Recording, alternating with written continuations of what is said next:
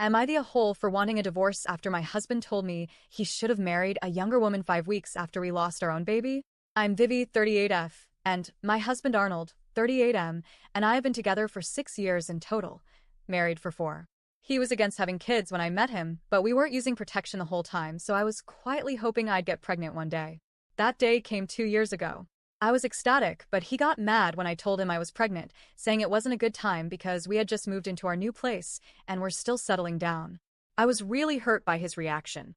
Unfortunately, the pregnancy turned out to be ectopic. I almost died, and the doctors had to operate to remove the baby, which was stuck in my fallopian tube.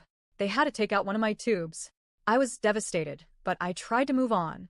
I got a new job and focused on my career. Everything was going super well. Clients came to me day and night. I was at the very peak of my career. But my biological clock was ticking, so I decided to see an IVF doctor. Arnold didn't have any reaction at first. He just let me do my thing, the blood tests, the screenings, etc. Until they checked him, and we found out he had an STD, chlamydia. I was in shock. The doctor said it had been in his body the whole time and had gone undetected. He also told us it was one of the possible reasons we never conceived naturally, due to Arnold's weak sperm count, and likely a major factor in my ectopic pregnancy. Arnold was shocked too. He claimed he didn't know and pointed out that he goes through regular STD checks at work. He's in the MIU. He swore he never cheated on me and that he must have gotten it from an ex. I was in the middle of IVF, hormonal, vulnerable, and devastated. But I chose to forgive him and move on. We continued the treatment, and he became very supportive. Our first round of IVF didn't succeed. So I made a huge decision. I gave up my career to focus fully on this. And finally, after many days and nights of meditation, stress management, and keeping myself healthy, our second round succeeded. I was ecstatic. No words could express how happy I was. And as the days passed, I saw how Arnold started to get excited about the baby too. It warmed my heart and gave me hope. But at 21 weeks, I developed severe eclampsia and HELLP syndrome. My organs were failing. They had to perform an emergency C-section. Our baby didn't make it. That was the most painful day of my life. There were days when I felt numb. Days I wished I died too.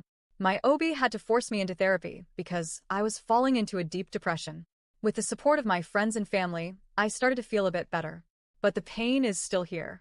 It will always be here. Arnold and I began talking about trying again next year.